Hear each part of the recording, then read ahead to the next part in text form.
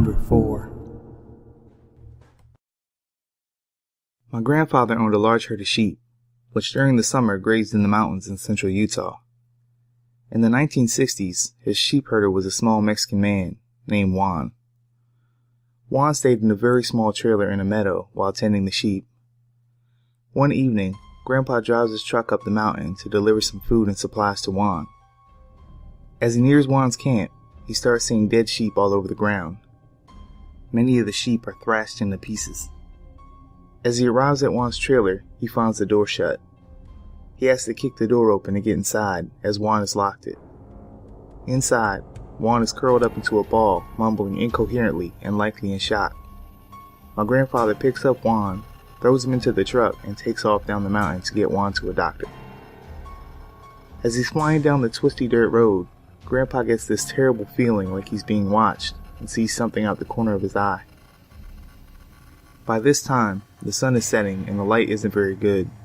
He turns to look out the passenger side window and sees a creature he describes as looking like an inside-out deer running alongside the truck. The creature dropped back out of sight, only to come bounding back even faster, running on its hind legs only. The creature then ran across the road right in front of the truck. My grandfather swerves to miss it and ends up rolling the truck down the mountainside. Juan is killed in the accident, and my grandfather spends more than a month in the hospital. Now, it's possible that Grandpa was just playing with us, but that really wasn't his style. He was an old cowboy and swore that this was the truth. He brought it up when we were making fun of chupacabras. He believed that it was some sort of chupacabra-like animal that he saw. Number 3. So this happened about 12 years ago. My family owns a farm in the heart of an Indian reservation. One winter, I was home for Christmas taking care of the farm while my parents were away Christmas shopping. I was home by myself, and it was pretty late, and I hear our cows start freaking out. I knew it had to be the wild dogs that are rampant in the area, so I throw on some boots, grab a shotgun, load it up, and head out to the field. This is the perfect scenario for a horror movie, as it was cloudy but there was a full moon, and it was breaking through the clouds just right to light up all the snow. I ran out into the middle of the field, just in time to see 2 dogs. They were standing up facing each other and fighting. I think to myself, perfect, 2 for 1. So I pump a shell into the chamber of the 12 gauge, and that's when it happened. The 2 dogs heard the rat. They both stopped, looked over at me, and ran away, but on their back legs. Immediately I froze, and every ghost story about skinwalkers and all the other native legends I grew up with flew through my mind. Keep in mind that I'm a white guy, and up until then, these were all just boogeyman stories the native kids like to tell to scare us. Well, that night, they became real to me.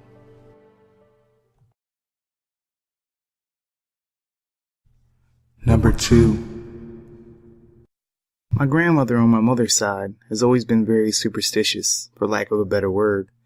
She's not religious, but she does believe in a lot of paranormal stuff. Her mother was full-blooded Navajo, and her father was Irish. Either way, she'd never been anywhere east of Montana, and she grew up in Nevada. One year, when I was in grade school, we went to visit her. Most of the visit was pretty eventful, typical boring old people stuff, except she always kept the curtains drawn shut and would always peek out the window, and when someone asked what she was doing, she would simply reply, "Yenodushi is watching me." This went on for nearly the entire visit, until a few days before we were due to leave. My grandma, and then baby brother, he's 19 now, were in the front yard that evening planting flowers when all of a sudden, my grandmother starts shouting, "Get away from that creature, it's not safe."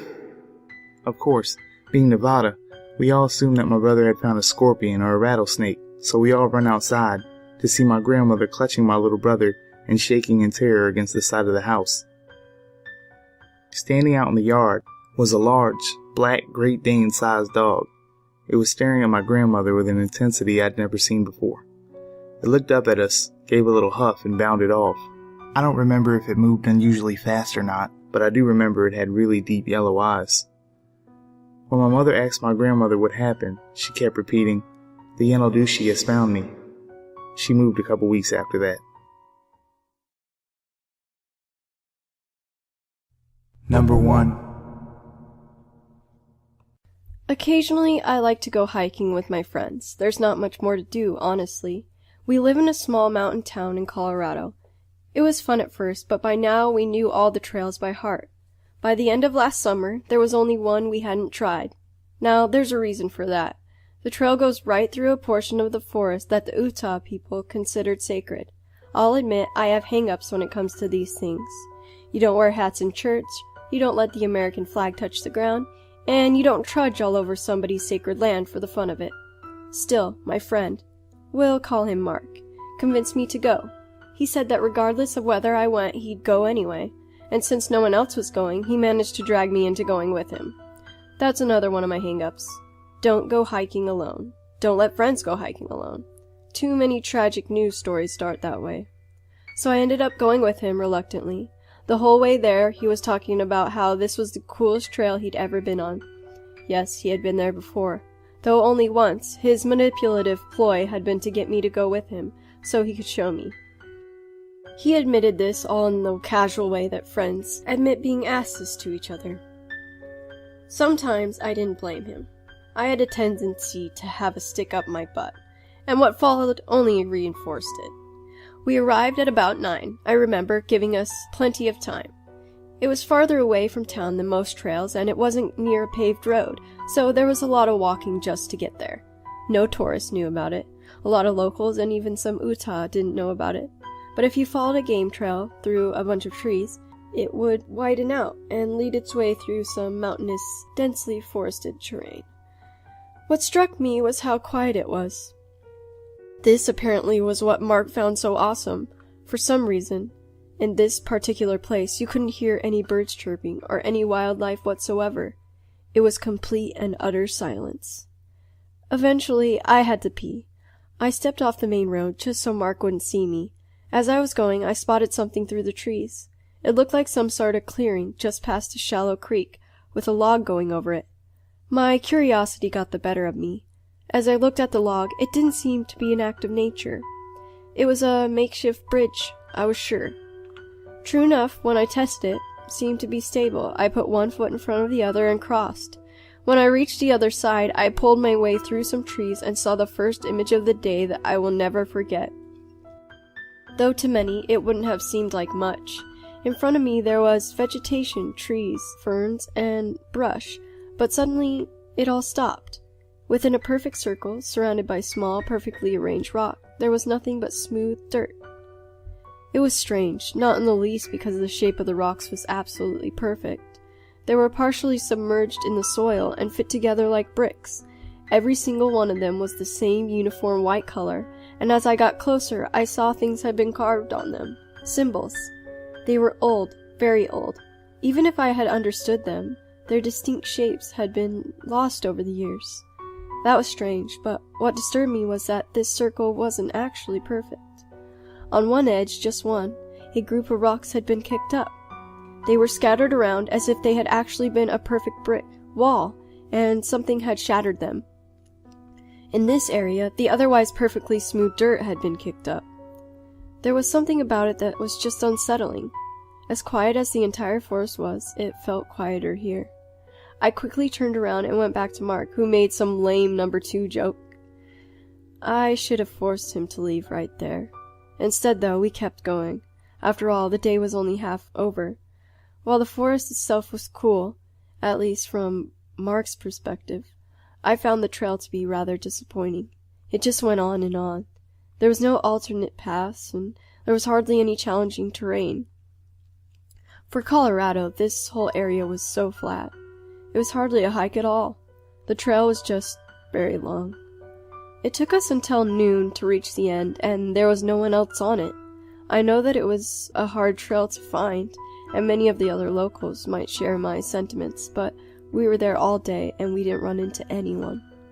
Of course, it wasn't until we reached the end that things started getting really weird. The trail didn't loop at all, and I inwardly groaned knowing that we'd be walking these 3 same boring hours back. We took our time eating lunch. As we did, I could swear I heard noises for the first time. There were animals moving through the forest nearby. We could hear the rustling of the brush. I looked and saw through the foliage the vague outline of a single buck's head, moving past us. It was odd, but I dismissed it. We packed up what was left of our lunches and started the trek back. Every once in a while, I would hear the rustling again. I'd look into the trees and often I would see that buck's head. Eventually, though, I noticed that it was making far too much noise, and was doing so far too frequently. I told Mark to slow down and stop, and being Mark, he cracked a joke about it, but he finally went silent, and we still both heard the rustling. Now, even Mark was a little freaked out. He turned back and saw the vaguest outline of the buck's head again. This time, to me, there seemed to be something wrong. The head was far too high up, around the higher branches of the trees. I noticed it. Mark didn't. I should have said something, but I didn't have time. Just as soon as it was there, it was gone again, going off further into the forest. I remember Mark talking about how deer were annoying as hell, about how he was going to scare it off or something. I don't remember exactly what he said, and that bothers me because I should remember. He was one of my best friends. I do remember him yelling at it at the time. It was funny. "Hey, Buck, you horny motherfucker! Leave us alone!" He walked off the road and disappeared down a ridge behind a layer of trees, pursuing it. For a minute, there was silence. That minute became 2. "Mark!" I called out. No answer. 5 minutes passed. I climbed down the ridge after him.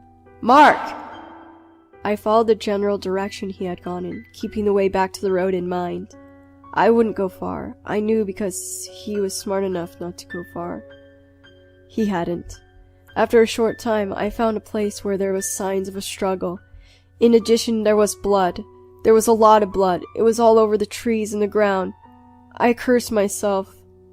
There were other things too, in addition to the blood. Pieces of flesh that I didn't like to look at. There were marks showing that something had been dragged away from here. "Mark!" I called out furiously now, forgetting the trail for a second. I ran forward along the drag marks. After running too far to be safe, I reached a small ravine with a creek running through it. I narrowly stopped myself. It wasn't a long drop, but it hurt you, and a sprained ankle in the middle of the forest was bad news. The trail stopped here. "Mark," I murmured, then called out again. "Mark!" Something heard, but it wasn't Mark. Across the ravine from me, I heard a rustling and saw the trees stirring. Something stepped out through the foliage and revealed itself. This was the second image burned into my mind. Please give me a second. I've spent every day for the past few months trying to tell myself it wasn't real. At first I saw a head, the head of a buck, but it came forward and I realized it was 7 feet above the ground. I was staring a 7-foot creature straight in the face that had a massive buck's head, but a humanoid body. The creature snorted. Its buck face remained neutral, scared-looking even, as if it wasn't sure of the malicious whims of the body beneath it. There was blood dripping from its horns, which were not at all the horns of this average buck, but jagged, pointed, and unorganized. A mess of sharp, bloody points. Its human body was dark-skinned and naked, with very human genitalia. Its penis was dripping blood, just like its horns, implying things that I don't want to think of. I remember both its arms and legs. They started human, but near the bottom they started distorting and became animal-like. At the ends of its legs were powerful hoofs. At the end of its arms were hands with long claws, every bit as jagged as its horns on its head. In one of those claws, Mark's body was being held by his shirt. I examined him only briefly, just long enough to notice that the shape of his head was not what it had once been. For a moment there was silence. I didn't scream. I couldn't believe what was in front of me. Then the creature's ears ruffled. It dropped Mark's body, apathetically, and started backing up. Its deer head hung lazily to the side as it moved. My brain rang suddenly. It's going to jump the gap. It's coming for me. With the logic side of my mind shut off, I turned around. and ran, hopefully in the exact opposite direction of the way I came. Behind me I heard a powerful grunt and then a scuffle of the monster landing on the bank. There was a horrifying roar, something that sounded like a buck and a grizzly bear shouting together. I had never run so fast or so desperately in all of my life, but it was gaining on me. As I ran through the forest, I started to feel its warm, hungry breath on the back of my neck. Its hands were extending, and I swear I could feel one of its claws scratch me. I ran and scurried up the bank leading to the path. I don't know how I got there without it grabbing me, but I did. Then I took off down the road, hoping that I was going in the right direction. While running, I threw off my backpack and gained some speed. I think the bank delayed it, slightly. That's the only reason I can account as to how I may have gotten ahead of it. Somehow I ran and ran and ran. I didn't stop. Eventually I didn't hear it anymore, but I didn't care. I kept running. I had never been a long-distance runner, but my adrenaline was not going to wear off anytime soon, and I intended to take advantage of it. When I reached the end of the trail and saw the road, I couldn't believe it. I got into my car. Just before I took off, I shot a glance back up the trail, at the point where it went up between two mountains and was visible from the road. I would regret it. Standing near the beginning of the trail, was the Skinwalker, as I've come to call it. It had given up its chase, but it stood there, watching me hungrily, waiting to see if I would come back. Its deer head hung lazily and dead to the side. The blood on its body was beginning to dry. It had run the whole trail, and it didn't look tired at all. I twisted the ignition, floored the car, and never came back. They never found Mark, and I would never explain what happened. No one would believe me, though I needed to tell someone, which is why I'm posting it here. It came back to me in my dreams, nightmares, that creature, the Skinwalker. Somehow I doubt the forest was really sacred. In fact, I'm sure it was the opposite, because the image that flashes through my mind most often is not the horrific creature.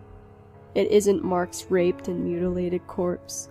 It's that circle which must have been maintained over the years by those who knew, those who understood.